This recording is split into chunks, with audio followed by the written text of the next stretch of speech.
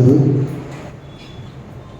వేలాది దూతలతో చేత కొనియాడబడుచున్న మా గొప్ప దేవుడు, పరిశుద్ధుడు పరిశుద్ధుడు పరిశుద్ధుడు నిరంతరము స్తుతిస్తూ ఉన్న ప్రభానికి వందనాలు. ఈ సాయంకాలం భూలోకంలో ఈ చిన్న మందగా మేము విడిపింపబడ్డ ప్రజలుగా, సంఘముగా, మీ శరీరంగా నేను స్తుతిస్తున్నాం, కనపరుస్తున్నాం. చేసిన మేలను బట్టి సాయంకాలం మమ్మల్ని సజీవులుగా ఉంచినందుకు వందనములు చెల్లిస్తూ ఈ స్తుతి ఆరాధన మా రక్షకుడు మా ప్రభు త్వరగా రానయ్యున్న క్రీస్తు నామములో నీకు సమర్పిస్తున్నా మా ప్రియ పరులకు తండ్రి. దయచేసి కూర్చోండి. Please be seated. Welcome to this United service. ఈ సాయంకాలం ఐక్య ఆరాధన పురుషుల దగ్గర ఆహ్వానిస్తున్నాను. Great wall in the name of lord and saviour Jesus Christ. ప్రభువు రక్షకుడైన యేసుక్రీస్తు వారి దివ్య శుభనామంలో మీ అందరికీ శుభములు సమాధానం కలుగును గాక. ప్రభువున తనకి ప్రియులారా, మీ అందరి క్షేమం తలస్తూ మీ కొరకు ప్రార్థిస్తున్నాను. మనము 2 దినముల తదుపరి లెంట్ సీజన్లో ప్రవేశించనున్నాము. క్రీస్తు పూర్వం 4వ శతాబ్దం నుండి ఈ యొక్క భస్మ బుధవారము అనే ఆ కార్యక్రమాన్ని ఆచరిస్తూ ఉన్నారు. కామన్గా ఈ మట్టల ఆదివారం సమయంలో పిల్లలు పెద్దలు అందరూ కూడా కొంతమంది ఏమో గ్రామం అంతా తిరుగుతారు. ఇలాంటి సిటీలో అయితే చర్చి చుట్టూ తిరిగి కొమ్మలు తీసుకొచ్చి రకరకాల ఈత కొమ్మలు, అవి తాటి కొమ్మలు రకరకాల ఇక్కడ పెడుతూ ఉంటారు. వాటిని కాల్చి ఆ బూడిదను అక్కడ ఉంచుకొని మరి కొంతమంది ప్రీస్టులు వారు ఏం చేస్తూ ఉంటారంటే ఆ వచ్చినటువంటి భక్తులపైకి ఆ బూడిదను చల్లుతూ ఉంటారు, అనగా నీళ్ళలో వేసి. కొంతమంది అయితే ఆ బూడిదను సిలువ ఆకారంలో ధరిస్తూ ఉంటారు. అది ఒక సాంప్రదాయపరంగా. మరి ఈ భస్మ బుధవారం యొక్క ప్రాముఖ్యత ఏంటి అంటే అది పశ్చాత్తాపము, ప్రభు వైపు, ప్రభు సిలువ వైపు, అనగా తగ్గించుకోవడము, హ్యూమిలిటీ అంటారు ఆంగ్లంలో. ఈరోజు మనం చదువుకున్నటువంటి లేఖన భాగం మీకా గ్రంథము 6వ అధ్యాయం 6 నుంచి 8 వచనాల్లో అక్కడ భక్తులు ప్రశ్న వేసి దానికి సమాధానం తనే చెప్తూ ఉన్నాడు. ఆ మీకా గ్రంథాన్ని ఒకసారి మేము తీసి ఉంచాలని కోరుతూ ఉన్నాను. Father, Bibles with me to the book of Micah chapter 6. 6వ అధ్యాయంలో ఒకసారి మీరు ఆ 3 వచనాలు ఎవరైనా ఒకసారి చదవండి. ఏమి తీసుకొని వచ్చి నేను యెహోవాను దర్శింతును,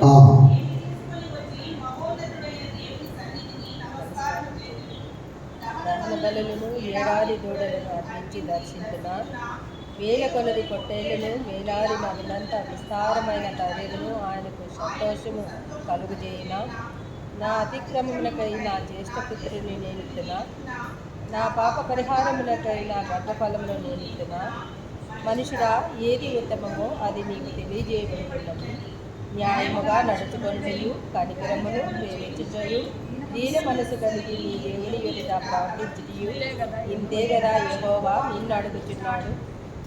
దానికి ఆంగ్లంలో ఆ 3 వాక్యాలకు 6-8 వాక్యాలకు ఆంగ్ల బైబిల్లో కొన్ని వర్షన్స్లో టైటిల్ ఇస్తాడు, థీమ్.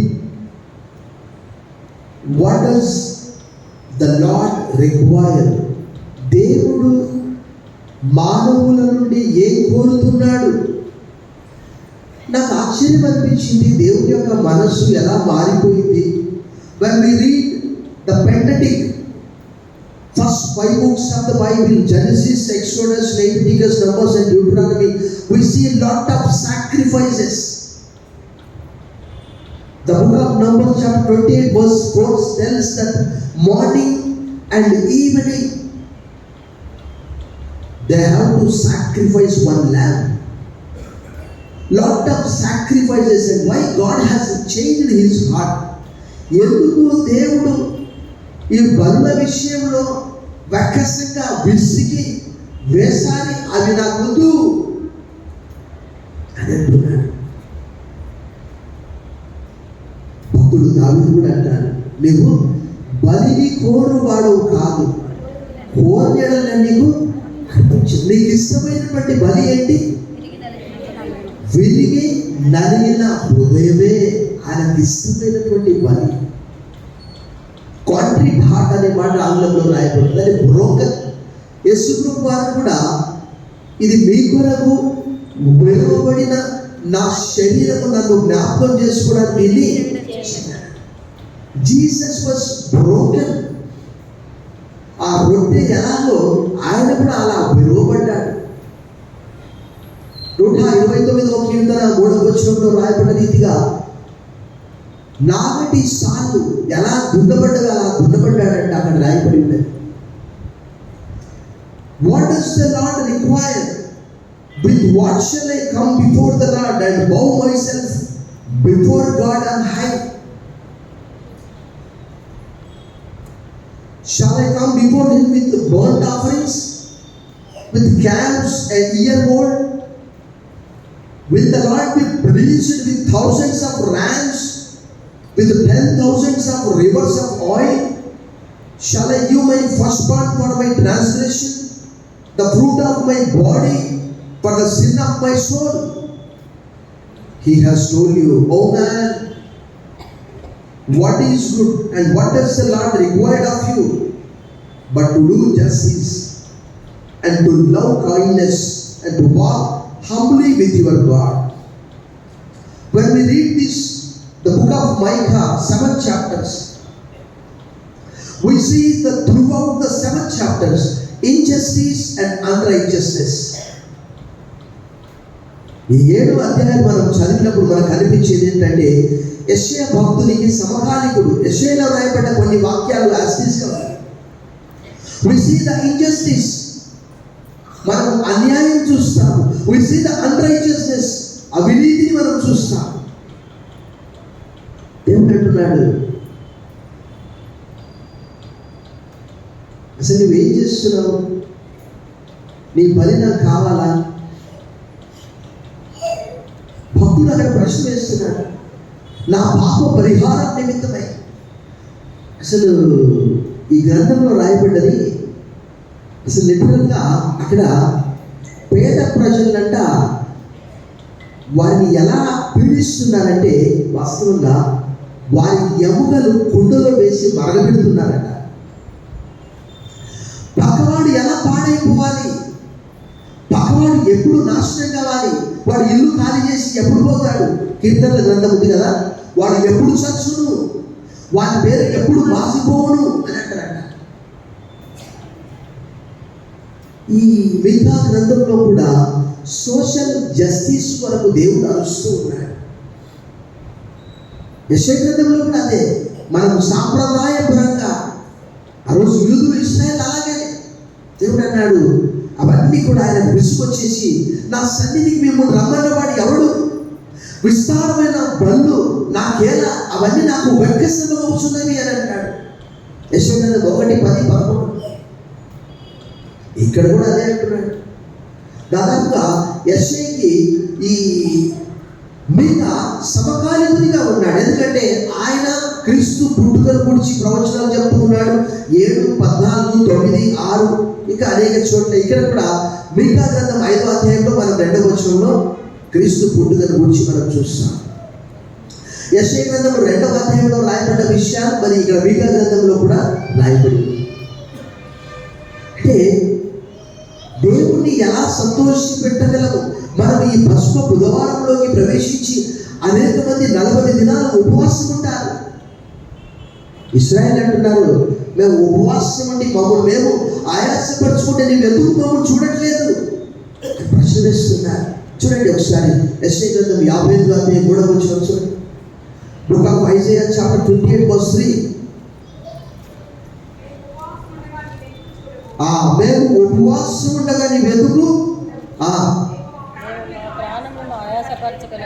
మా ప్రాణములను మేము ఆయాసపరుచుకునే సమయంలో మీరు ఎందుకు లక్ష్య పెట్టవు?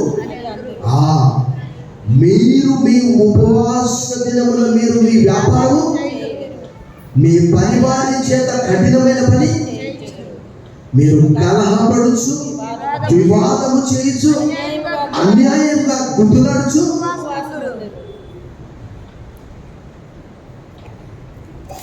అలాంటిదా మీరు? అలాంటి ఉపవాసమా? నాకు నీ బలి ఎవరికి కావాలి? నేను అడిగానా నీ బలి అని దేవుడు అడుగుతున్నాడు. నిజమే, నేను ఆశ్చర్యపోయాను. ఉదయము సాయంకాలము తప్పకుండా ఇశ్రాయేలు రకరకాల పాప పరిహారార్థమని, అపరాధ పరిహారార్థమని, lot of sacrifices they used to offer. What has happened? Why God did not accept all those sacrifices? ఎందుకు దేవుడు ఆ బలులను అంగీకరించట్లేదు అంటే, మీరు చేసేవన్నీ చేసి ప్రార్థన చేస్తున్నాను, ఉపవాసం ఉంటున్నామండి. ఏమడిగా నేను? ఇది ఒక్క చోటనే కాదు, బైబిల్ అంతట్లో దేవుడు అదే అడుగుతున్నాడు. దినవృత్తాంతము 2:7-14 కూడా అదే మాట అన్నాడు. నా పేరు పెట్టబడ్డ నా జనులు తమను తాము నన్ను వెతికి తమ పాపమును విడిచిన యెడల నేను వారి ప్రార్థన వింటాను, వారి దేశాన్ని స్వస్థపరుస్తాను. చాలా మంది అనుకుంటారు, ఏమనుకుంటారు? క్రైస్తవులు లేక యూదులు వారు అంతా చేస్తారు, ప్రార్థన చేస్తారు. అలా ఎక్కడ రాయబడి? 5వ కీర్తనలో కీర్తనకారుడు ఎందుకు ఆ మాట రాస్తాడు చూడండి. నీవు దుష్టత్వమును చూచి ఆనందించు దేవుడు కాదు, చెడుతనమునకు నీ యొద్ద చోటు. 5వ కీర్తనకారుడు ఆ మాట రాస్తూ ఉన్నాడు చూడండి. దుష్టత్వమును చూచి ఆనందించు దేవుడు కావు, చెడుతనమునకు నీ యొద్ద చోటు లేదు. డాంబికులు నీ సన్నిధిని నిలవలేరు, పాపము చేయి వారందరూ నీకు ఒక పాపం చేస్తూ దేవా దేవా దేవా అంటే మీకు నాకు మధ్యలో ఏమంట వచ్చింది? ఈ పాపం అంటే వచ్చింది. పాపం అంటే క్షమించకపోవడమే పాపం. నిజమే, దైవవాక్యం తెలియజేస్తున్నది. మార్క్స్ వార్త 11:25, ఒకరి మీద మీకు విరోధం ఏమైనా ఉన్నప్పుడు మీరు నిలబడి ప్రార్థన చేయనప్పుడు ఎంతమని మా రుణస్తులను మేము క్షమించిన ప్రకారం మా రుణాలను క్షమించాం. క్రైస్తవులు వ్యాపారం చేయవచ్చు, క్రైస్తవులు ఉద్యోగం చేయవచ్చు. వారికి ఎంతగా తగ్గిస్తున్నారు? దానియేలు ఎవరండి? ప్రధానమంత్రి స్థానంలో ఉన్నాడు అక్కడ. చూడండి, ఆయన పోస్ట్ ఏంటో ఒకసారి మనం చూసాం. దానియేలు గ్రంథం 6వ అధ్యాయం తీస్తే ఆయన పోస్ట్ ఏంటో మనకు తెలుస్తుంది. ఒకసారి చూడండి. అంటే 2వ వచనంలో వారి పైన ముగ్గురిని ప్రధానంగా నియమించారు. ఆ ముగ్గురిలో దానియేలు అంటే చాలా ఉన్నతమైనటువంటి స్థానంలో ఉన్నాడు. ఆయన ఉపవాసం నుండి ప్రార్థన చేసి ఇశ్రాయేలు ప్రజల పాపాలను ఒప్పుకోలేదా? 9వ అధ్యాయంలో ప్రభుత్వ ఉద్యోగస్తుడైతే కఠినంగా ఉండాలా? వ్యాపారం చేసిన వారైతే 2 రకాల తూకం గల రాళ్ళను ఉంచుకోవాలా? కొన్నప్పుడు ఒకటి, అమ్మినప్పుడు ఒకటి. గృహిణి అయితే పక్కవారిని హింసించాలా? చెప్పండి. దేవుడు అక్కడ ఉన్నటువంటి సమాజాన్ని ఉద్దేశించి లంచం పుచ్చుకుంటున్నారట. చూడండి ఒకసారి మనం చదివిన మీకా గ్రంథము 7వ అధ్యాయము 3వ వచనం చూడండి. 2 చేతులతోనూ కీడు చేయ పూనుకొందురు, అధిపతులు బహుమానము కోరుదురు, న్యాయాధిపతులు లంచము. న్యాయాన్ని త్రిప్పివేయడానికి న్యాయాధిపతి లంచం తీసుకుంటే ఎక్కడుందండి న్యాయం? ఎక్కడిది న్యాయం? యెషయా గ్రంథంలో రాయబడింది కదా, సత్యము సత్యమీదిలో అమ్మబడుచున్నది, న్యాయము దూరంగా. అసలు న్యాయం అనేది లోకంలో ఉన్నదా? సాక్షాత్తు యేసు ప్రభు వారికే న్యాయం జరగలేదు. ప్రసంగి గ్రంథంలో నిజంగా ఒక మాట అంటాడు, అది నేను నోటికి చెప్పేస్తాను. 8వ అధ్యాయంలో ఏమంటాడంటే, దుష్క్రియకు తగిన ప్రతిఫలము శీఘ్రంగా కలగకుండా చూసి ఏం చేస్తారట, మనపూర్వకంగా లేక హృదయపూర్వకంగా వారు పాపం చేస్తారట. చూడండి ఆ విషయం. ప్రసంగి 8వ అధ్యాయం ఒకసారి, ప్రసంగి గ్రంథము 8వ అధ్యాయము భక్తుడు అక్కడ రాస్తున్నాడు. చూడండి 11వ వచనం, దుష్క్రియకు తగిన శిక్ష శీఘ్రంగా కలగకుండా చూసి భయము విడిచి హృదయపూర్వకంగా దుష్క్రియలు నన్ను అడిగేవాడే లేడు. దిక్కున్న చోట చెప్పుకోపో. అహాబ్ అన్నాడు, నాబోతు ద్రాక్ష తోటను అహాబ్ ఏంటి అడిగాడు? కూర తోటకు అడిగాడు. నాబోతు అన్నాడు, ఇది నా పిత్రార్జితం, నేను ఇవ్వను కాక ఇవ్వను అన్నాడు. వాడిని అడిగేది వాడు ఎవడు అసలు? మూడు పుడుచుకొని కూర్చుంటే ఉంది కదా రౌడీ రాణి యజబేల్. రాజు అయ్యుండి ఏం మాట్లాడుతున్నావు? రాజముద్ర వేయించి దేవుణ్ణి రాజును దూషించాడని చెప్పి రాళ్ళతో కొట్టి, కానీ దేవుడు లేడా? ఆయనకు ఎలా జరిగిందో మరలా ఆ రాజుకు అలాగే జరిగింది. బైబిల్ సేస్ సామ్ 89:14, నీతి న్యాయములు ఆయన సింహాసనములకు ఆధారములు, కృపా సత్యములు ఆయన సన్నిధానం. నాబోతుకు ఎలా జరిగిందో అహాబు కూడా అలాగే జరిగింది. మారు వేషం వేసుకొని పోయాడు. ఈ ఏడముంటే 139వ కీర్తన 12వ వచనంలో అంటాడు కదా దావీదు, నీకు చీకటి అయినను చీకటి కాకపో పగటి వలె వెలుగంట. అంటే నువ్వు దాక్కుంటావా?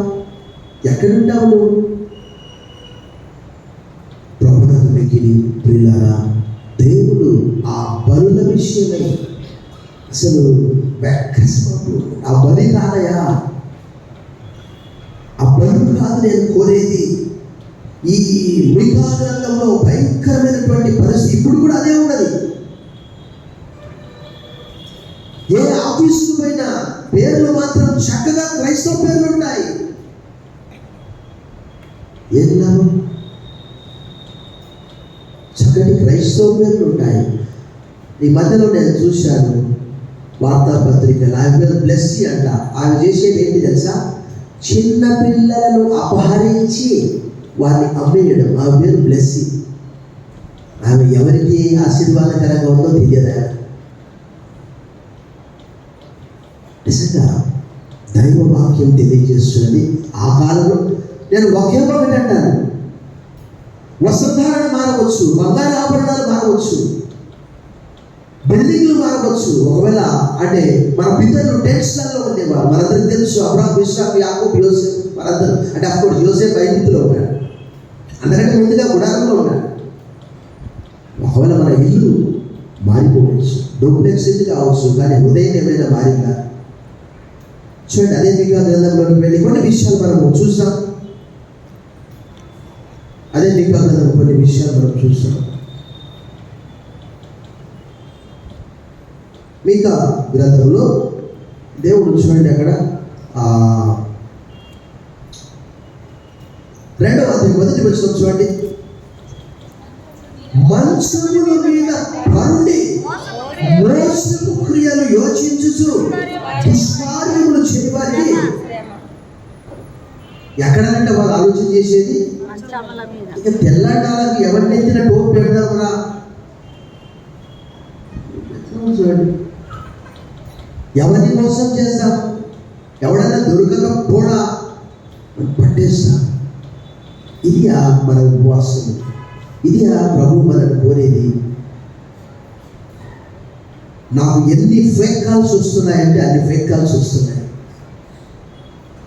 వాడు ఫోన్ చేస్తాడు, సార్ నేను ఆత్మకూరు బస్ స్టాండ్ కాడున్నా, నాకు వచ్చి బాప్తిజం ఇయ్య అంటాడు. సింగపూర్ ఫోన్ కాదని నాకు చూశాను. అరే బాబు, నా చెవుల్లో క్యాలిఫ్లవర్ లేదు, ఇది సింగపూర్ నెంబర్ పెట్టి అని చెప్పాను. వాడు ఆత్మకూరు బస్ స్టాండ్ కాడంటే ఆడిపోయి ఆ సర్వే పని కాలంలో ఉంచాలా, నెంబర్ ఎక్కడో తీసుకున్నాడు. చూడండి ఎలా, చూడండి 2వ అధ్యాయము 2వ వచనం చూడండి. వారు భూములు ఆశించి పట్టుకొందురు, ఇల్లు ఆశించి ఆక్రమించుకొందురు, ఒక మనిషిని, వారి కుటుంబములు, ఇంటి వారిని, వారి స్వాస్థ్యము అన్యాయంగా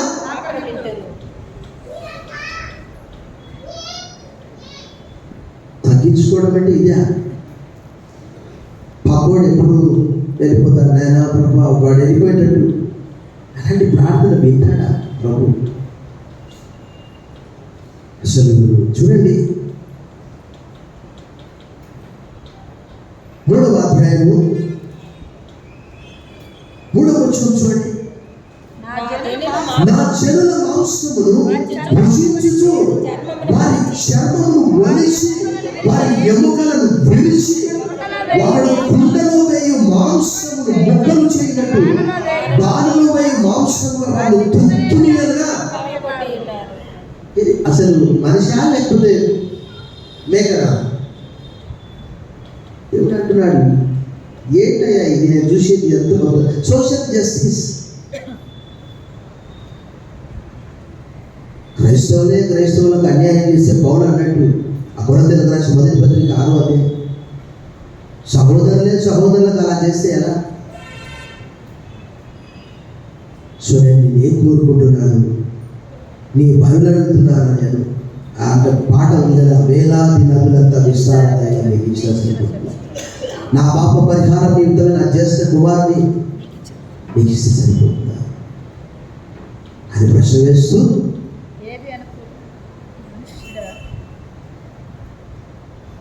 ఆ 6వ అధ్యాయంలో ఆ ప్రశ్న వేసి ఆ 8వ వచనం మనం కొంత సమయం మనం ధ్యానం చేస్తాం. మీ అంతా కూడా చాలా సమయం పడుతుంది, ఒకే ఆ సబ్జెక్ట్ కాబట్టి చాలా సమయం పడుతుంది. 8వ వచనం, మనుష్యుడా ఏది ఉత్తమమో అది నీకు తెలియజేయబడి ఉన్నది, న్యాయముగా నడుచుకొనుటయు దీన మనసు కలిగి కనికరమును ప్రేమించుటయు దీన మనస్సు కలిగి దేవుని ఎదుట ప్రవర్తించుటయు ఇదేనా యెహోవా? ఆదికాండం మొదలుకొని కయీను హేబేలును చంపితే ప్రశ్నిస్తే పాపం. నీ సహోదరుడు ఏడయ్యా అంటే నా సహోదరుడు నేను కావాలివన్నా, am I the keeper of my brother? ఎవరైనా ఫలాని సహోదరు మాకే తెలుసా? దేవుడు అన్నాడు, ఏంటయ్యా నువ్వు చేసింది? నీ సహోదరుని రక్తము నేలలోని నాకు ఎంత పని చేస్తుంది కదా అయినా నీ సహోదరుని ప్రేమించట్లేదు కదా. న్యాయం, సోషల్ జస్టిస్ అనుదిన జీవితాల్లో న్యాయంగా నడుచుకుంటే అన్నిటికీ న్యాయం. ఒకవేళ ప్రకృతి కావచ్చు, కుటుంబానికి కావచ్చు, ఉద్యోగానికి కావచ్చు, తోటి మానవుల పట్ల కావచ్చు, ఎవ్రీవేర్ యాక్ట్ జస్టిస్ అనే మాట ఆంగ్లంలో రాయబడింది. అది దేవుని యొక్క గుణగణం. అది ఆయన న్యాయవంతుడు. ఒక కీర్తనల గ్రంథంలో భక్తుడు దావీదు అంటాడు, చూడండి అక్కడ ఆ చక్కటి మాట,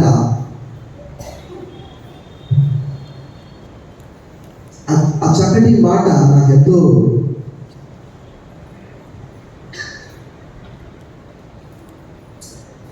నాలుగో వచనంలో భక్తుడు ఇలా అంటున్నాడు, నీకు 51:4 నీకు కేవలము నీకే విరోధంగా నేను పాపము చేస్తున్నాను.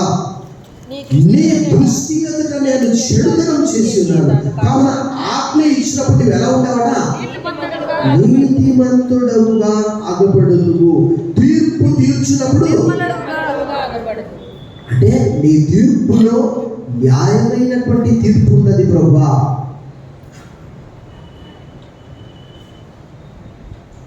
తాను ఏర్పరుచుకున్న వారు దివారాత్రములు మొరపెట్టేలా వారి మొరపెట్టడా వారి విషయం మీద ఆయన ఆలస్యం చేయించున్నాడని 18:8 రాయబడినది. న్యాయముగా నడుచుకుంటాయి. మనం చూస్తాము, ఎవరు అహాబు నన్ను ఎవరు గమనించట్లేదు అనుకున్నాడు. కానీ ఏలియా ఎదురై చెప్పాడు, ఆ నాబోతుకు పడినటువంటి గతి నీకు పడుతుంది. న్యాయం అనేది మనకు కొంత కష్టంగా ఉంటుంది. చూడండి, వీళ్ళు చేసేది ఈ మిగతా గ్రంథంలో చూడండి, వాళ్ళ ఈ న్యాయం అనేది ఎక్కడ చూడండి, 6వ అధ్యాయం 11వ వచనంలో చూడండి. తప్పు త్రాసును తప్పు రాళ్ళు గల సంచి ఉంచుకొని నేను పవిత్రుడని అగుదునా, వారిలోని ఐశ్వర్యవంతులు ఎడతెగక బలాత్కారము చేయుదురు, పట్టణస్థులు అబద్ధమాడుదురు, వారి నోట్లో నాలుక కపటంగా. తప్పు త్రాసు ఏం చేస్తారట? నేను చూశాను, చాలా సందర్భాల్లో చెప్పారు. పాపం పేద ప్రజలు ఈ రేషన్ షాప్కి వెళ్తే ఒక చోట నేను చూశాను, రేషన్ షాప్ యజమాని ఏం చేస్తున్నాడు తెలుసా? ఆ రోజుల్లో ఎలక్ట్రానిక్ కాంటాలు అవన్నీ కూడా లేవు, ఈ బరువుతో ఉండి ఉంటాయి. ఎక్కడికైతే పాపం రేషన్లో కందిపప్పు ఇస్తారో ఆ కందిపప్పు వైపు ఏం పెట్టాడంటే ఒక స్టీల్ పెట్టాడు. 1 కిలో కందిపప్పుకి దాదాపుగా 300-400 గ్రాములు ఆ స్టీల్దే బరువు ఉంటుంది. అంటే ఆ పాపం వారి పేదలకి ఎంత 600 గ్రాముల పప్పే. మన మార్కెట్కి వెళ్తే ఇవన్నీ మోస్తారండి. తప్పు త్రాసులు, 2 రకాల గుండ్లు ప్రభుకి ఇష్టం లేదు. అందుకే అంటున్నాడు, న్యాయముగా నడుచుకుంటే కనికరమును. ఎవరైతే ఏది విత్తుతారో అదే వస్తారు. యాకోబు పత్రికలో రాయబడ్డది, పేతురు రాసిన మొదటి పత్రికలో రాయబడ్డది 5వ అధ్యాయంలో, మీరు ఎదుటి వారి ఎడల దీన మనస్సు అనే వస్త్రాన్ని ధరించుకోండి, అలంకరించుకోండి అని పేతురు అంటాడు. యాకోబు కూడా అదే విషయాన్ని తెలియజేస్తాడు. కనికరం గల వారు ధనులు, వారు కనికరాన్ని పొందుకుంటారు అని యాకోబు చెప్తాడు. మనం వాటెవర్ వి సో, గలేషియన్స్ చాప్టర్ 6:7 says, గలతీయులకు రాసిన పత్రిక 6:7 రాయబడ్డది, do not be deceived, మోసపోకుడి, God is not mocked, దేవుడు వెక్కిరింపబడు, whatever you sow you will reap the same. మనుషుడు ఏది విత్తును అదే పంటను. మనం మాత్రం ఇతరులను ప్రేమించము, కానీ ఇతరులు మాత్రం మనం ప్రేమించాలని కోరుకుంటాం. మనం మాత్రం కనికరం చూపించము. లూకా సువార్త 18వ అధ్యాయంలో ఆ పరిచయ సుందరి ప్రార్థనలో ఆ పరిచయుడు మనం చూస్తాం. అక్కడ ఏం చెప్తున్నాడు? ఇతని వల్ల నేను కాదు, నేను వారానికి 2 వారాలు ఉపవాసం ఉంటాను, నా దశభాగం ఇస్తాను.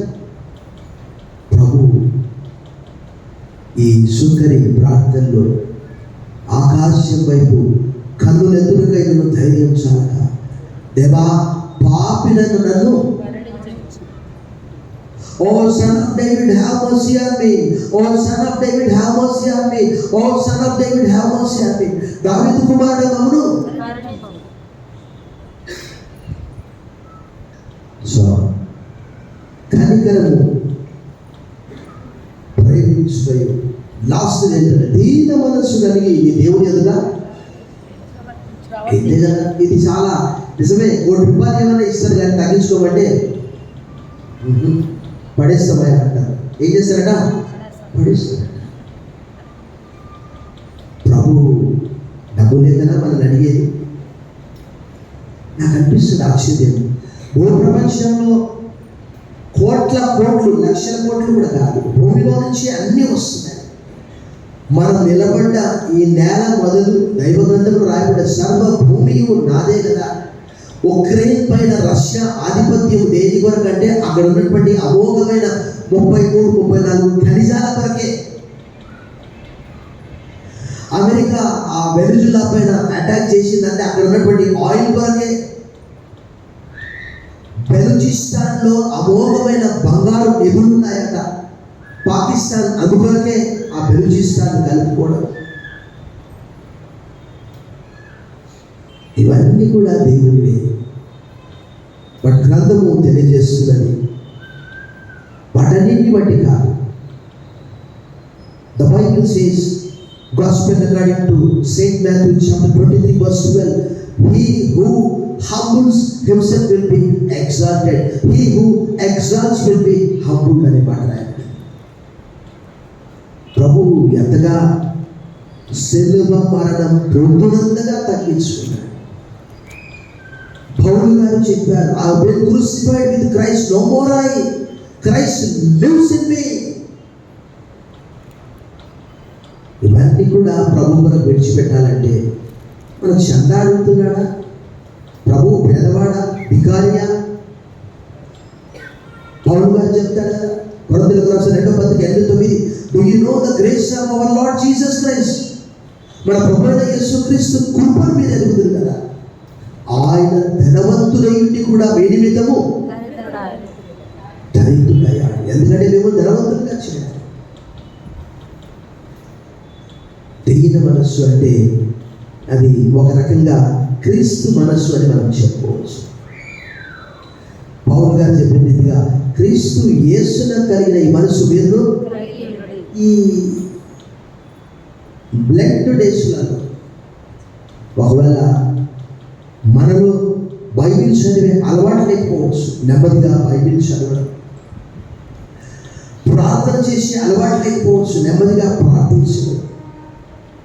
తగ్గించుకునే మనస్సు లేకపోవచ్చు, నెమ్మదిగా తగ్గించుకోవడం. లోక సంబంధమైన వాటి విషయంలో సైతం అక్కడ ట్రాఫిక్ రూల్స్ ఏముంటాయి తెలుసా? పైలే మీరు వెళ్ళండి ముందు, ఆ ప్రాధాన్యత మీకే ముందు, మీరు వెళ్ళండి, తర్వాత నేను వెళ్తాను. పైలే మొదట మీరు. అది మనకున్నదా?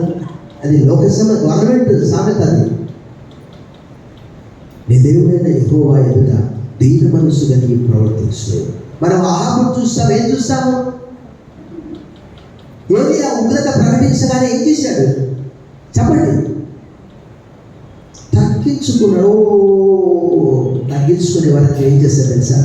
సరేలే, నీ మీదకి వచ్చేది నీ మీదకి వస్తుంది, కానీ నీ తర్వాత సంతానమంతా నేను నాశనం చేస్తానని చెప్పాడు. అహాబు సజీవి చేస్తాడు, నీకు తప్పదు. చూడండి, ఆ విషయం నేను చూపిస్తాను. రాజులు మొదటి గ్రంథంలో ఆ విషయాన్ని మనం చూసాం ఒకసారి. అంటే ఇన్స్టెంట్గా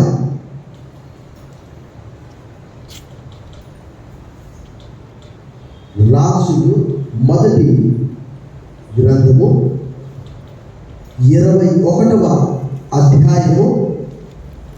జస్ట్ ఊరికట్లా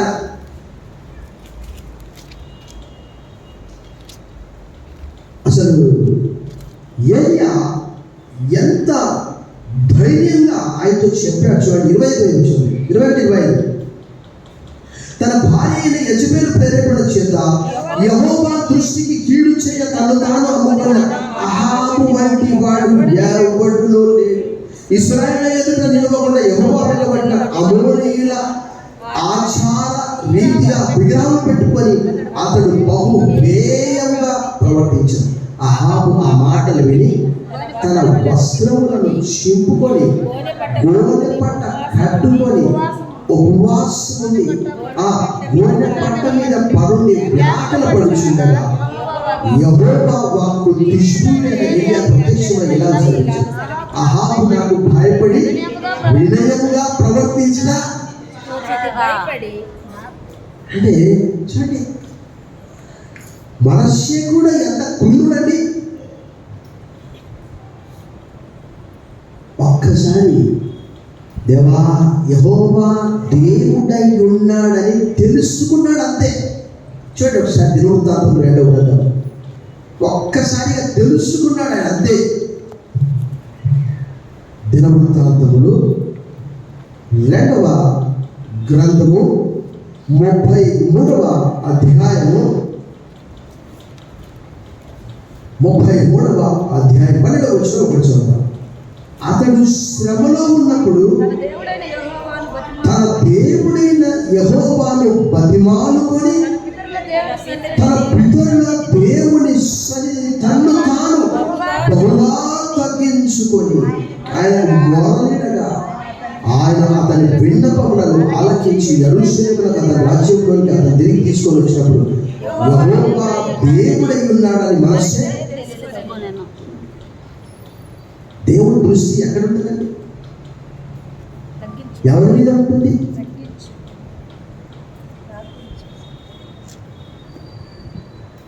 దేవుణ్ణి ఆకర్షించాలంటే ఆశామాష కాదు. మనుషులను ఆకర్షించడానికి అబ్బా ఎన్ని గిఫ్ట్లు ఇస్తాం, వద్దులే ఆయన అడగకపోయినా ఎన్ని గిఫ్ట్లు ఇస్తాం అబ్బా సంతోష పెట్టాలని చాలా ఉంటుంది. అవి వద్దిదని యేసు ప్రభువు చెప్పినట్టు యోహాను సువార్తలో కదా, వారు చాలా సందర్భాలు చెప్పారు. దేవుని మెప్పు కంటే మనుషుల మెప్పునే కోరుకుంటారు. మనుషులు మనం మెచ్చుకుంటే చాలు, ఇంకా దేవుడితో మనకు అవసరం లేదు ఇన్స్టెంట్గా. బట్ దేవుడు అంటున్నాడు, దేవుడు ఇదేగా ఆ మాట చదివి మనం ముగించుకున్నాం. మీకు ఆ గ్రంథము 6వ అధ్యాయంలో ఆ మాట చదివి మనం ముగించుకున్నాం. 6వ అధ్యాయం 8వ వచనం, మనుషుల ఏది ఉత్తమం అది నీకు తెలియజేయబడదు, న్యాయముగా నడుచుకొనుటయు కనికరమును ప్రేమించుటయు దీన మనస్సు కలిగి దేవుని ప్రవర్తించుతాడు. ఇంతే కదా యెహోవా. న్యాయంగా నడుచుకోవడం, కనికరమును ప్రేమించడం, దీన మనస్సు కలిగి నీ దేవుని యొక్క ప్రవర్తించడం. ఊరిగా యాక్టింగ్ చేయడం కాదు, ఏం చేయండి కాదు. అక్కడ గ్రంథంలో రాయబడి ఉన్నది. సమూయేలు మొదటి గ్రంథం 16:7 ఎవరు రాయబడ్డది? మనుషులు పైరూపమును చూసి లక్ష్య పెట్టుదురు, కానీ యెహోవా పైరూపము లక్ష్య పెట్టేవాడు. ఆ నినవే ప్రజలు నిజమైన పశ్చాత్తాపంతో ఏం చేశారు? గోడపడ్డ కట్టుకొని ఉపవాసం ఉన్నారు. అందుకే ఆ నినవే పాడు కాలేదు. దాదాపుగా ఆ దినాల్లో 4:11 యోనా గ్రంథంలో ఎవరు రాయబడ్డది? 1,20,000 మంది. లేకపోతే సొదొమ గొమొర్రా అద్మా సెబోయిం ఏమైంది? మొలకలు కూడా మొలవలేదు. ద్వితీయోపదేశకాండంలో రాయబడింది, మొలకలు కూడా మొలవలేదు. దేవుడు అనుకుంటే ఆ పాటలో అక్కడ దేవుడే నాకు ఆశ్చర్యమని ఒక శబ్దాన్ని పాడతాను చూడండి. అక్కడ 405వ పాట, దేవుడు ఎప్పుడు తోడుగాగా దేశము ఆ తావునందు ప్రజలు మిగుల. ఆ చరణం మాత్రం పాట. దేవుడెప్పుడు తోడుగాగా దేశము వర్ధిల్లును, ఆ తావునందు ప్రజలు మిగుల ధన్యులై వసింతురు.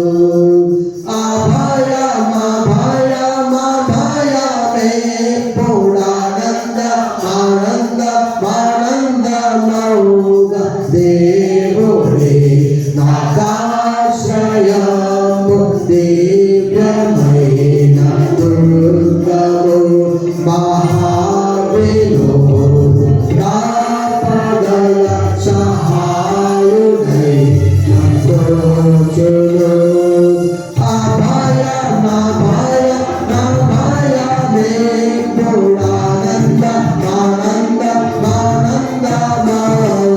దేవుడే నాకాశ్రయము, దివ్యమైన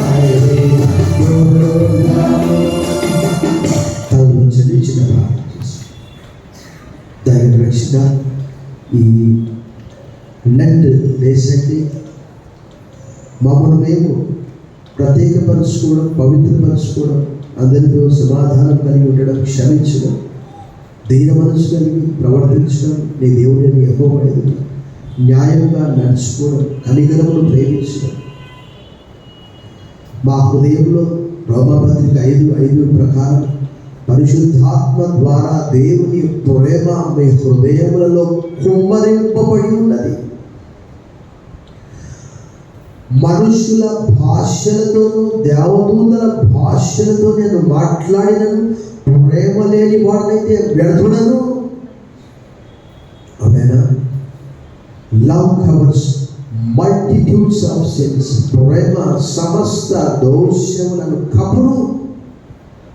ఈ లెంట్ డేస్లలో ఏవేవైతే నీకు ఆయాసకరంగా ఉంటున్నాయో వాటన్నిటినీ విడిచిపెట్టి, విసర్జించి, పరిత్యజించి, ఇహ సంబంధమైన లోక సంబంధమైన వాటి జోలికి వెళ్ళక నీ వైపు తిరుగుటకు సహాయం చేయి. యేసు నామములో ప్రార్థిస్తున్నాం తండ్రి. ఆమేన్.